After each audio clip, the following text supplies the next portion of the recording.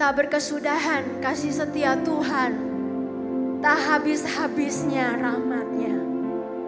Selalu baru setiap pagi, besar kesetiaan-Mu. Tuhan adalah bagianku, kata jiwaku.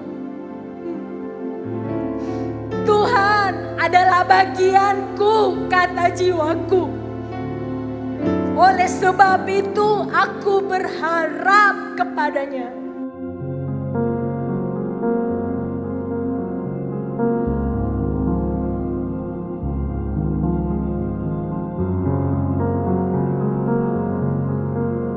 Mari pastikan setiap komsel maupun pemuritan Bapak Ibu terlibat dalam PWC. Sebab di dalam doa dan penyembahan ada kuasa Allah yang akan dinyatakan bagi setiap kita.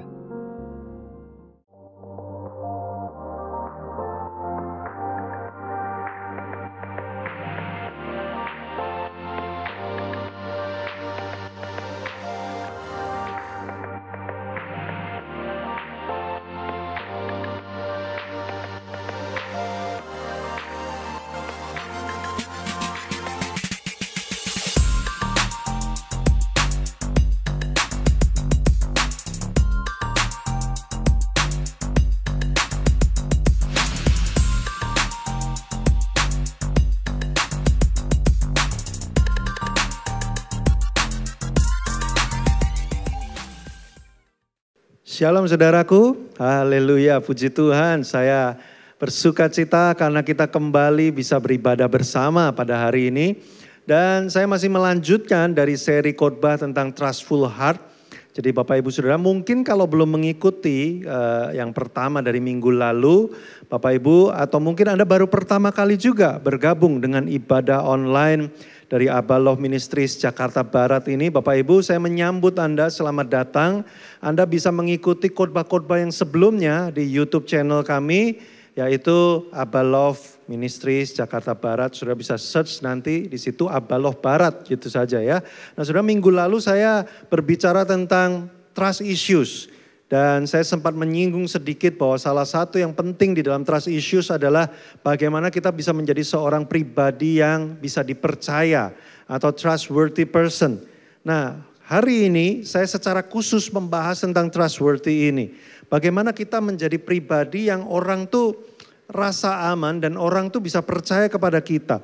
Nah, kenapa ini penting Bapak Ibu? Dalam sebuah rangkaian dari bulan Juni, Trustful Heart, kita sudah membahas tentang percaya kepada Tuhan, bagaimana kita tetap berjalan bersama dengan Tuhan apapun yang terjadi. Lalu bagaimana kita membangun mutual trust dalam kehidupan kita bersama-sama di pelayanan, maupun di pernikahan, maupun di dalam pekerjaan. Dan bagian yang terakhir dari bulan ini saya ingin secara khusus berfokus kepada diri kita. Ya, apa yang harus kita lakukan untuk menjadi pribadi yang trustworthy? Karena saudaraku, trust issues itu dimulai dari apa sih? Kenapa sih kita tuh menjadi sulit sekali percaya kepada orang? Itu akar pertamanya mulainya apa? Karena kita menjumpai ada orang-orang yang tidak bisa dipercaya. Betul Bapak Ibu ya? Karena kita sering ketemu orang yang kita gak bisa percayai, lama-lama kita juga males untuk percaya sama orang, ya kan? Nah, jadi akar pertama problem dari trust issues itu adalah semakin habisnya atau semakin lenyapnya atau semakin berkurangnya trustworthy person di sekitar kita. Orang-orang pada gak bisa dipercaya semua. Nah, makanya untuk memulihkan problem ini supaya gak muncul terus. Untuk memulihkan keadaan ini. Untuk membuat trust issues ini berkurang atau bahkan hilang di tengah-tengah kita. Maka kita bisa mulai dengan menjadi trustworthy person. Kita harus menjadi orang yang dipercaya lebih dulu Bapak Ibu. Kalau andaikan, bayangkan Bapak Ibu Saudara ya, di rumahmu saja, keluargamu ya, orang tua dan anak, semuanya bisa dipercaya. Ya, orang tua ngomong sama anak, jangan lupa ya nanti pulang jangan lebih dari jam 10 malam. Beneran sebelum jam 10 udah pulang. Nanti anak bilang sama orang tua, "Pak jangan lupa ya nanti Sabtu kita pergi bareng." Papanya Sabtu pagi udah siap-siap nyiapin. "Ayo udah siap gak pergi?" Wih, semua bisa dipercaya. Saudara, saya yakin keluarga itu akan penuh dengan damai sejahtera. Gak ada curiga, gak ada rasa kayak gak aman. Nggak ada yang namanya trust issues. Kenapa? Karena semua bisa dipercaya. Bayangin kalau kerja satu kantor ya, bosnya ngomong apa ya, kita butuh nih laporan ini, nanti waktu meeting. Beneran waktu meeting semua laporan siap gitu ya. Waktu nanti bawahannya bilang, bos kita butuh nih disupport di ini, bisa nggak bantu ya. Ngomong sama bagian ini. Bosnya telepon semuanya done, well done. Jadi wah kita bisa percaya. Oh, atasan percaya sama timnya percaya sama atasannya. Kerja enak banget. Nggak ada rasa nggak aman. Nah andai kan dunia semuanya menjadi trustworthy person, kita nggak akan punya trust issues lagi. Nah itu sebabnya kita orang-orang Kristen, orang-orang yang hidup di dalam nilai-nilai kerajaan Allah. Kita harus menjadi pionir, kita harus menjadi orang yang pertama. Dan gereja, tubuh Kristus harusnya lebih bisa dipercaya daripada non tubuh Kristus. Tapi apa yang kita lihat hari-hari ini? Ya, orang nggak mau lagi, aku nggak mau persembahan di gereja, aku nggak mau taruh duit di gereja. Ya, orang nggak percaya, duitnya dipakai buat apa? Nah, Bapak Ibu Saudara, itu sebabnya Departemen Misi Abaloh Barat selalu rutin menayangkan apa yang sudah dilakukan dengan persembahan misi Anda, supaya kami ingin saudara melihat bahwa apa yang Anda tabur itu benar-benar ditaburkan di ladang misi. Ya saudara, bahwa kami ingin berusaha menjadi tubuh Kristus dan gereja yang trustworthy. Bapak Ibu Saudara, hari-hari ini orang sulit mempercayakan cerita kepada orang lain. Saya belajar sekali saudara, orang yang cerita kepada saya, orang yang konseling kepada saya belajar untuk tidak menceritakan kepada siapapun. Bahkan kalau pemimpin yang tidak berkepentingan bertanya, yang gak ada kepentingannya, gak ada hubungannya, saya belajar untuk orangnya gak mau ini diceritakan. Nah Bapak Ibu Saudara, kita mesti belajar menjadi trustworthy person. Kenapa? Dengan menjadi trustworthy person, kita akan mengubah banyak hal di dalam dunia ini. 2 Timotius 2 ayat 2 itu kalimatnya menarik sekali saudara ya. 2 Timotius 2 ayat 2. Ini Paulus ngomong kepada Timotius, apa yang telah engkau dengar daripadaku di depan banyak saksi, percayakanlah itu kepada orang-orang garis bawahi yang dapat dipercayai. Yang juga cakap mengajar orang lain. Jadi rupanya skill itu belakangan. Ya, kalau kita mau mempercayakan sesuatu kepada seseorang, bukan hanya sekedar dia punya kemampuan untuk melakukannya, tetapi yang pertama adalah hati, karakter, attitude orang ini memang responsibel. Dia memang bisa dipercaya. Nah ini saudara, dari kalimat ini saya menemukan kebenaran, rupanya kepercayaan itu tidak bisa ditaruh kepada semua orang. Ya, makanya saya minggu lalu berkata, saudara tidak harus percaya kepada semua orang, nggak harus. Ya, dengan ayat ini kita menemukan ternyata memang ada orang yang tidak dapat dipercaya. Itu sebabnya banyak orang gak mau ngasih kepercayaan sama dia. Nah kita sering kesel ya, kok gaji gue gak naik-naik sih? Pertanyaannya saudara bisa gak dipercayai dengan gaji yang lebih tinggi? Posisi yang lebih tinggi. Lah kalau saudara kerja, ya anggap saja gini, level supervisor. Saudara level supervisor. Saudara nuntut, kapan saya gajinya level direktur? Ya masa supervisor terus. Pertanyaannya, kalau saudara diberikan kapasitas seorang direktur, saudara sanggup nggak untuk dipercayakan hal itu? Kalau nggak sanggup, jangan nuntut gaji kayak direktur. Nah ini dia, saudara problem trust issues terjadi karena kita nggak niat menjadi orang tuh yang bisa dipercaya. Bahkan saya ketemu banyak sekali anak-anak muda, ini khusus buat anak-anak muda walaupun anak-anak tua juga boleh ya. Ini anak-anak muda nih saya ketemu banyak sekali nuntut, minta, saya pengen lebih gini dong, saya pengen lebih gini dong. Tetapi hidupnya nggak di-upgrade, nggak ditambah. Gimana orang bisa percaya kalau kita nggak trustworthy? Kita nggak layak untuk mendapat kepercayaan itu. Nah makanya saya lihat lewat 2 Timotius 2 ayat 2 ini. Bahwa memang kita harus menjadi orang yang bisa dipercayai. Bagaimana Tuhan bisa mengaktifasi kalau kitanya nggak bisa dipercaya untuk sesuatu yang akan diaktifkan itu. Tuhan mau mengaktifkan urapannya, tapi jangan-jangan kita pakai urapan itu untuk jualan. Ya, wih ini orang punya karunia bernubuat. Dia buka lapak saudara, ayo sini datang ya bayar 100.000.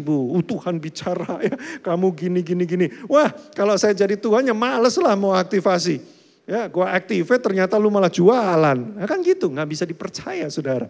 Ya kalau kita lihat perumpamaan talenta itu loh saudara ya. Kenapa tuannya marah? Karena dia sudah mempercayakan sesuatu tapi ternyata orang ini gak bisa dipercaya. Kalau tahu gitu ya saudara baca kisahnya ya perumpamaan tentang talenta itu ya. Tuannya kan ngomong gini, ngerti gini ya kalau gue tahu situasinya bakal kayak gini. Gue taruh ke orang yang bisa dipercaya. Gitu saudara. Jadi memang menjadi trustworthy person itu adalah nilai kerajaan Allah yang sangat penting sekali. Dan itu bisa membawa banyak perubahan di dalam kehidupan kita dengan orang lain. Maka bagaimana kita bisa menjadi orang yang bisa dipercaya? Sudah trustful heart itu bukan hanya bicara soal mempercayai Tuhan saja.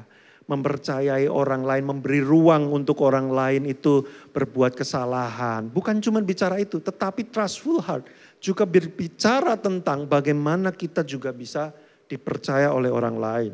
Yang pertama, kalau Bapak Ibu masih ingat minggu lalu saya bercerita tentang kasus Paulus dan Markus ya di penutup khotbah minggu lalu. Makanya yang belum dengerin setelah ini selesai langsung ya jangan berlama-lama lagi ikuti khotbah minggu lalu. Karena saling berkaitan Bapak Ibu Saudara ya. Minggu lalu saya bercerita awalnya Paulus trauma dengan Markus karena pernah ditinggalin. Pernah digostingin ya saudara ya.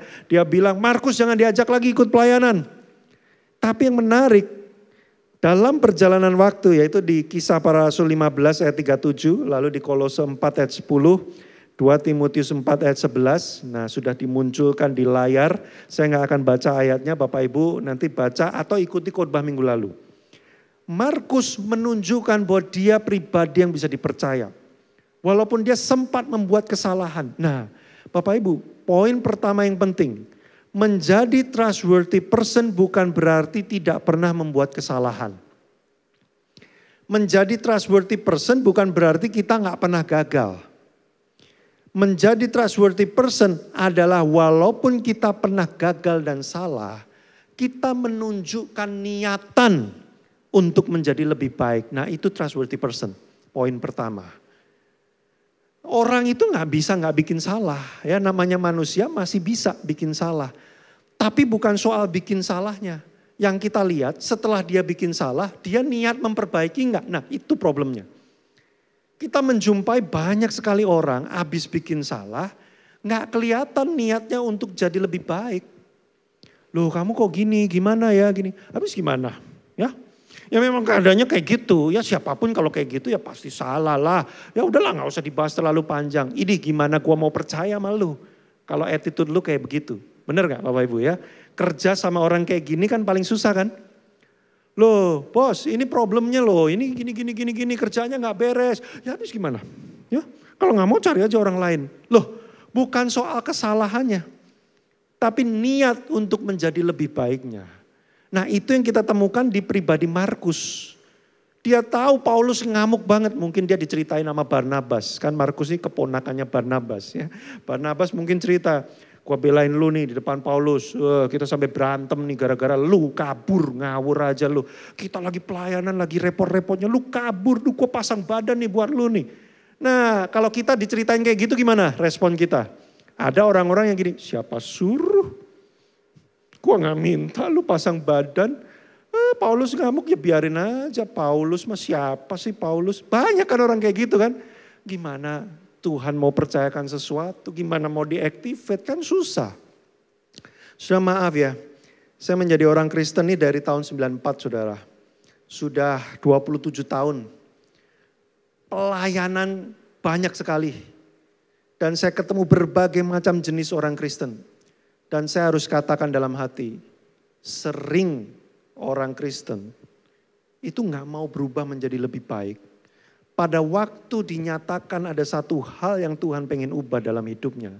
Banyak sekali yang meresponinya dengan, ya udah siapa suruh. Ya, gue gak minta disuruh pelayanan, ya, waktu itu gue ditanyain mau gak pelayanan. Gue gak minta-minta kok pelayanan. Sudah attitude semacam inilah yang membuat trust issue muncul di tengah-tengah kita. Karena banyak orang gak niat untuk jadi lebih baik.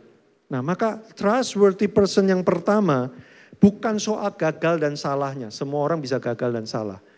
Tapi trustworthy person, orang yang berniat untuk memperbaiki hidupnya menjadi lebih baik seperti Markus.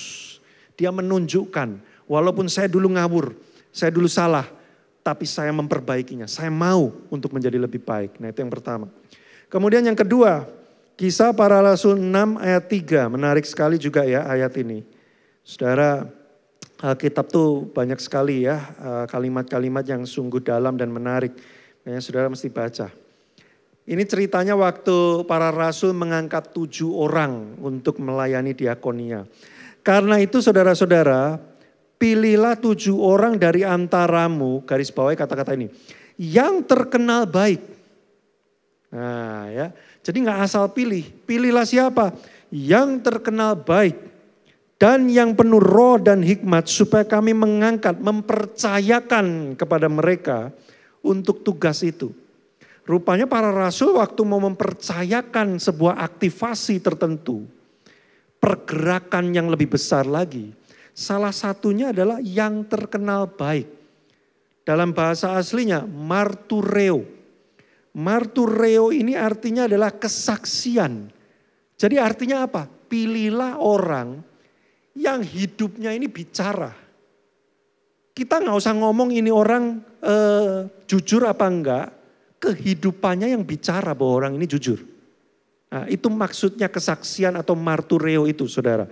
Jadi trustworthy person yang kedua adalah orang yang hidupnya memancarkan nilai-nilai. Dia gak usah ngomong, orang gak usah cerita tentang dia. Orang lihat dia langsung tahu bahwa ini orang nilai-nilainya seperti ini. Nah problemnya hari-hari ini saudara, orang Kristen banyak ngomong tapi kesaksian hidup yang keluar dari hidupnya gak sama dengan yang dia ngomong. Kebetulan saya melayani di pelayanan worship ini sudah lama sekali saudara. Sejak saya bertobat saya sudah terlibat di dalam pelayanan worship. Kenyang sekali melihat dunia perworshipan. Dunia pelayanan perworshipan itu kenyang sekali saudara.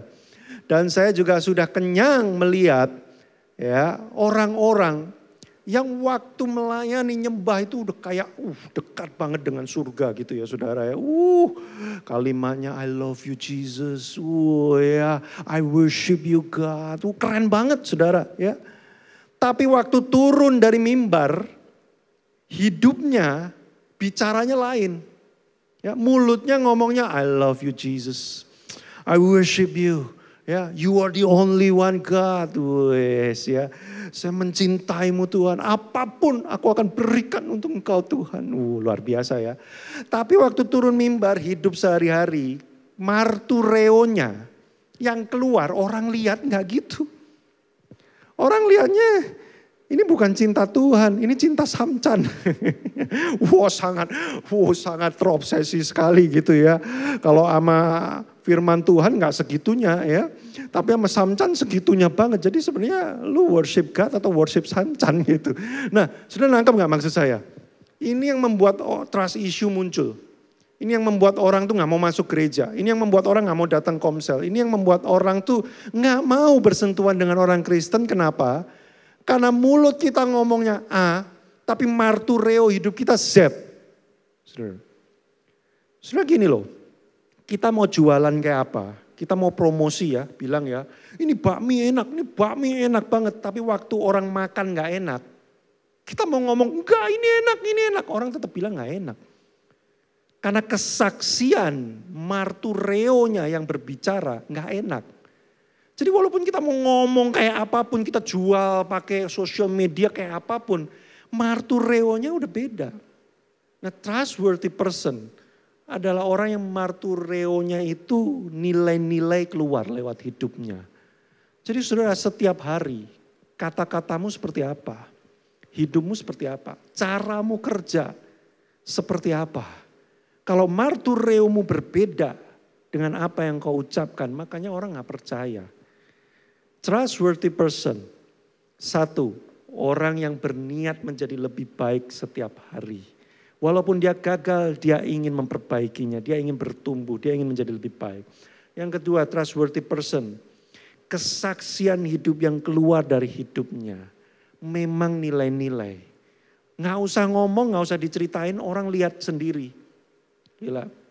Saya sedikit bercerita, teman saya namanya Raditya Oloan, Bapak Ibu mungkin yang di sosial media tahu ya.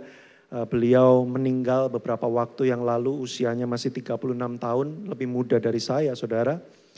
Tapi waktu dia meninggal saudara, banyak sekali orang yang terinspirasi. Hari-hari ini video dia, perkataan-perkataan dia masih terus muncul di sosial media, di Instagram, di TikTok. Saudara kenapa? Orang begitu terpengaruh, begitu terinspirasi sama hidup teman saya ini. Karena martureo dia saudara, kesaksian hidup dia. Dia nggak ngomong gini loh, gua tuh mengasihi jiwa-jiwa. Dia nggak ngomong, dia nggak perlu ngomong. Tapi hidup dia menunjukkan dia sangat mengasihi jiwa-jiwa. Saudara saya ingat waktu dia ikut kelas saya, training IQ 3 hari. Saya sama dia tuh nggak sampai sedekat teman baik gitu ya. Saya masih lebih dekat sama penatua Darwin Yang lah. Ya. Nah jadi nggak deket-deket banget.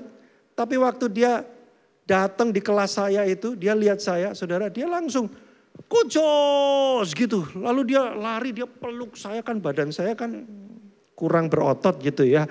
Dia peluk saya tuh kayak orang meluk apa gitu ya. Saya langsung berasa ini orang hangat banget ya.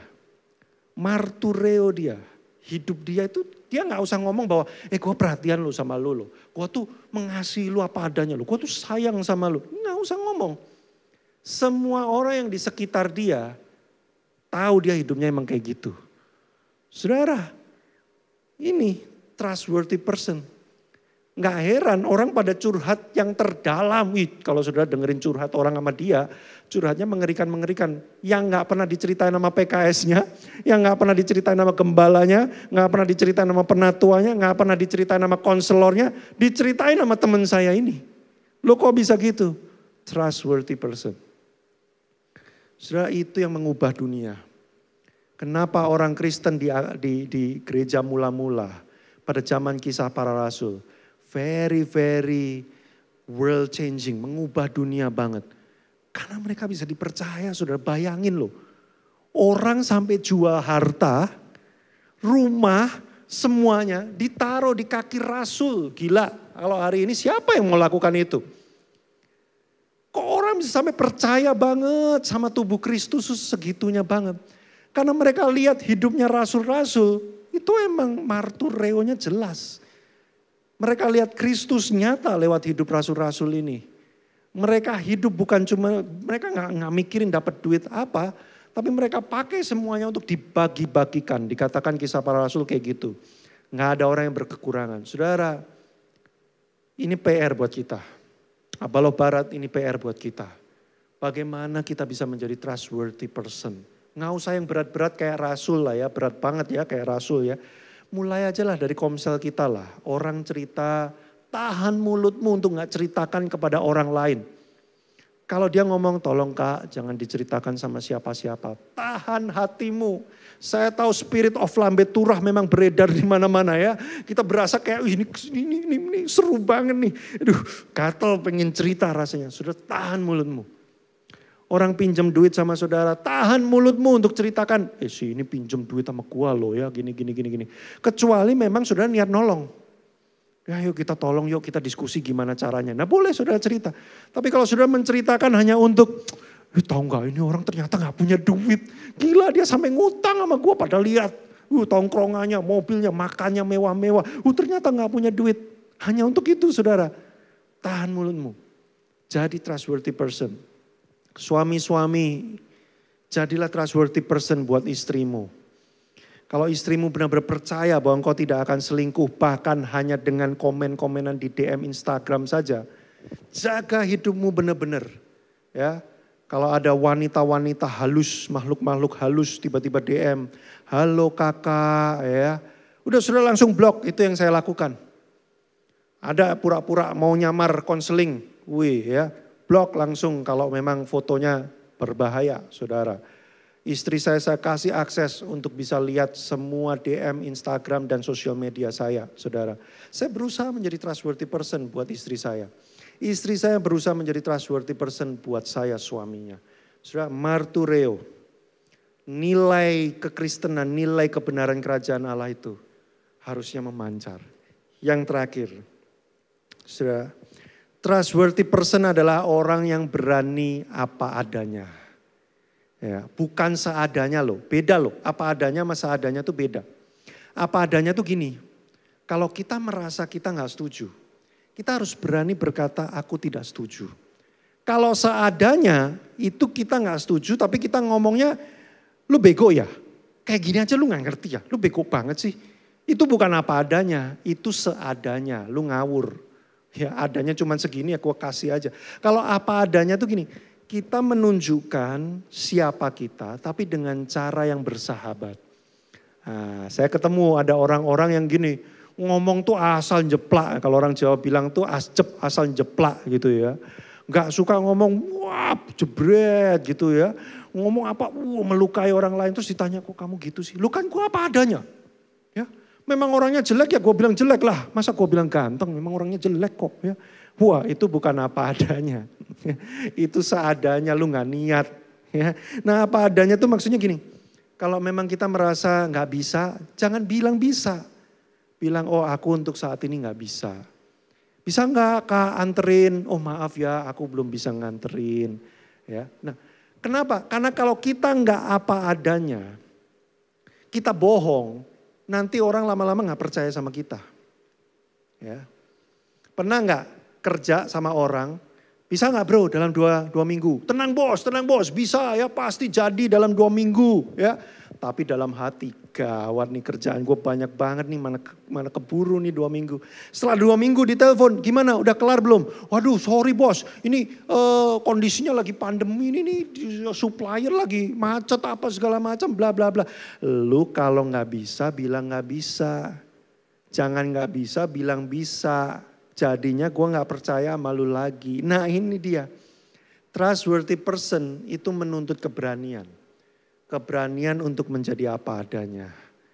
Dulu saya sangat bermasalah di area ini Bapak Ibu Saudara. Saya orang yang menjaga image banget.